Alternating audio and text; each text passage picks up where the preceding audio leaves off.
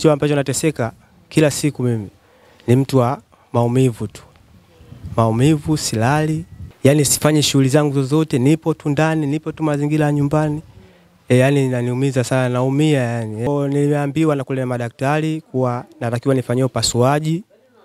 Upasuaji ambao nitabidi nifanywe ni upasuaji wa goti hapa. Maana yake hapa kwenye goti hapa ndipo panaposumbua hapa. Kwa kumekuwa hapa inabidi nifanywe upasuaji na nimeambiwa upasuaji mara 2 hapa. Nifanywe upasuaji mara 2 nisafishwe hapa.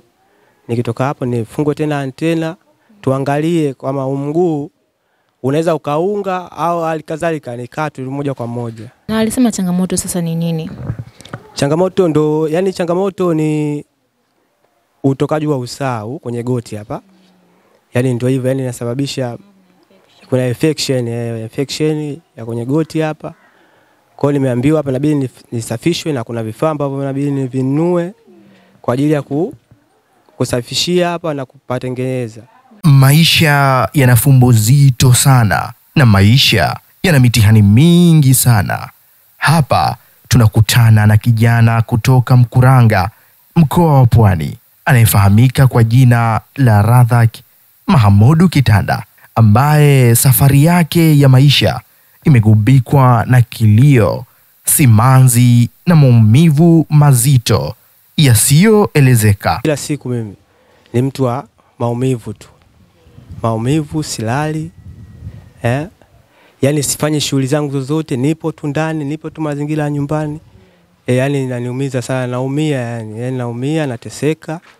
Naombeni mnisaidie ndugu zangu wa Tanzania, popote mnaponisikia, nahitaji msaada wa matibabu. Hapa anaieleza kamera ya Families Media juu ya janga zito la ulemavu wa mguu ambapo alilipata tokea mwaka jana na kuvunjika mguu, huku jambo la kusikitisha ni kwamba hakuwahi kupata matibabu yoyote, hali ambayo inampelekea mguu wake kuoza. Yote hayo ni kutokana na ugumu wa maisha, kwani pesa ya kwenda kufanyiwa matibabu imekuwa changamoto. Karibu katika mahojiano haya, na hii ni Families Media. Naam, mtazamaji wa Families Media, hapa nipo mkoa wa Pwani, maeneo ya Mkuranga. Leo hii tumekuja kukutana na kijana Razak Mahamudu Kitanda ambaye alipata ajali mwaka jana 2024. Mpaka sasa hali ambayo inampelekea kutopona mguu huo, kwani changamoto ipo kwa upande wa matibabu na fedha. Na hapa leo hii Families Media kutokea mkoani Morogoro tumekuja kukutana naye kuweza kufahamu changamoto ambazo zinamkabili na ni kiasi gani cha fedha ambacho kinatakiwa hospitalini kwa ajili ya matibabu. Leo hii tupo hapa kwa ajili ya mazungumzo na Razak Mahamudu Kitanda. Jina langu naitwa Sabitina Ali, nyuma ya kamera yupo Geras Machaku. Nikusihi mtazamaji wa Families Media usisite kumsaidia kijana huyu, kwani kutoa ni moyo na si utajiri. Karibu. Mtazamaji anayekutazama na tamani kufahamu historia ya maisha yako na majina yako yote. Kwa majina naitwa Razak Mahamudu, ni mkazi wa Mwandege. Ndugu zangu wa Tanzania, historia ya maisha yangu inasikitisha sana. Maisha yangu nilipotokea ni maisha magumu, maisha magumu, na isitoshe mimi nyumbani nilikuwa ndo mtoto wa kwanza. Na ilitokea changamoto kwa miaka ya zamani kuanzia labda 2007, 2000 hadi na 15 hapa. Naanza elimu yangu ya awali mwaka 2007 na mwisho wa siku sikufanikiwa kumaliza shule kutokana na changamoto ya wazazi nyumbani pale. Nikawa tu mtoto wa mtaani. Ndio hivyo, yani nimekuwa mtoto wa mtaani. Mwisho wa siku nimeingia katika mambo ya bodaboda haya, ndio nimekutana na matatizo. Hapo ndio shida ilipoanzia. Ndio. Na unaweza kutuelezea ilikuwaje mpaka ukapata hii ajali na maeneo gani ambayo ulipata ajali? Ajali nilipata Pwani, mkoa wa Pwani, wilaya ya Mkuranga. Mahali ni Kongoe ya Mkuranga huko. Ndio siku ambayo nilipata ajali, na toka nipate ajali sasa hivi inafika ni mwaka mmoja na nusu. Maana ile ajali nilipata mwaka jana ile mwezi wa 3, na mpaka leo hii nilipata msaada wa kunisaidia kwa mazingira ya matibabu, lakini mpaka leo hii nimekwama hapa njiani. Sina msaada mwingine na matibabu, na inabidi niendelee kutibiwa. Pole. Na tunaona huu mguu kuna kama sehemu bado zinavimba. Tatizo ni nini?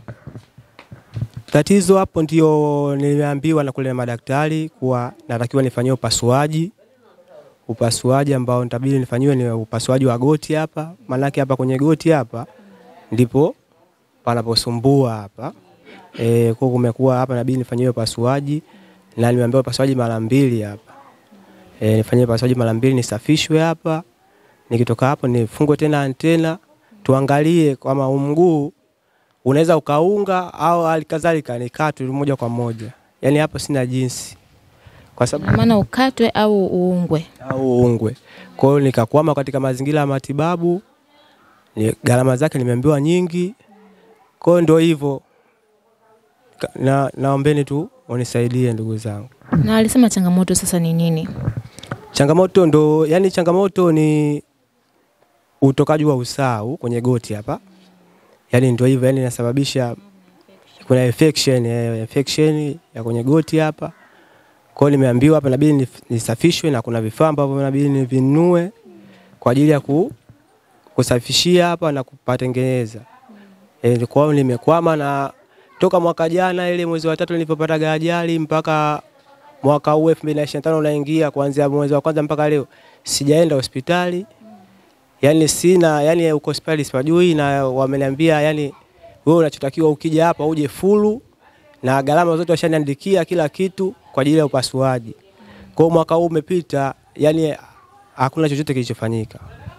Hapa anatueleza namna ambavyo mguu huo kwa sasa kuonekana kama kuoza, lakini anapitia maumivu mazito yanayompelekea mpaka kushindwa kulala, na wakati mwingine hata kwenda haja kubwa na ndogo ni mpaka apate sapoti. Ndio hivyo ndugu zangu. Sawa. Na unaweza kutuambia sasa ni changamoto zipi ambazo unazipata kwa sasa ukiwa katika hali kama hii? Tunaona mguu bado mbichi na umetimia mwaka na nusu. Na unaweza kutuelezea ni hali gani ambayo sasa hivi nakukuta ukiwa katika harakati zako za kutafuta labda riziki, ukiwa katika harakati zako za kwenda labda kutembea, changamoto zipi unakutana nazo? Changamoto ni nyingi kwa kweli. Changamoto ni nyingi, lakini yani kitu ambacho nateseka kila siku mimi ni mtu wa maumivu tu. Maumivu, silali. Yani sifanye shughuli zangu zozote, nipo tu ndani, nipo tu mazingira ya nyumbani. Yani inaniumiza sana, naumia yani naumia, nateseka.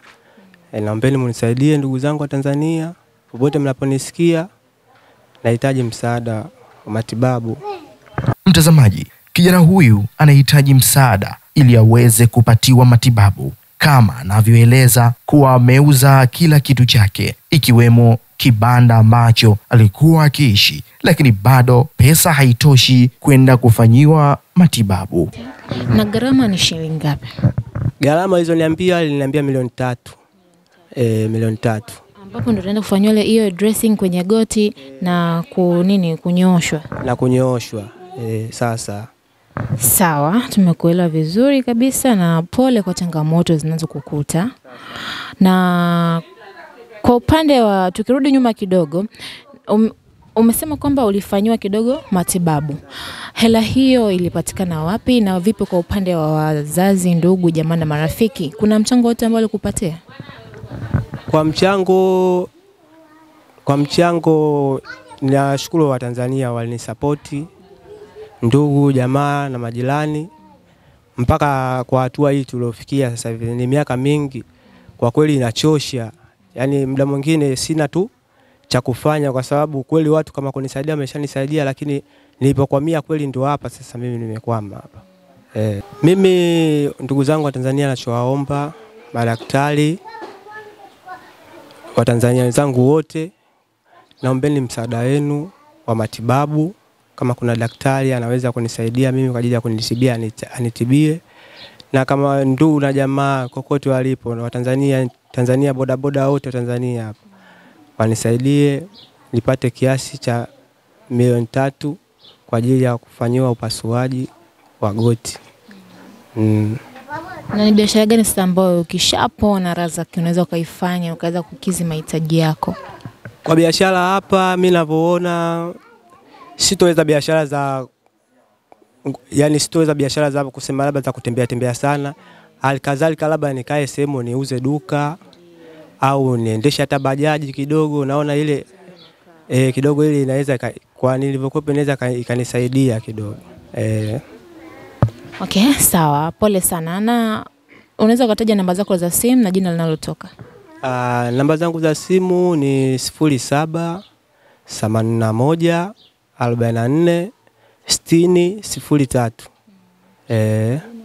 Jina ni Razak Kitanda. Razak Mahmud Kitanda.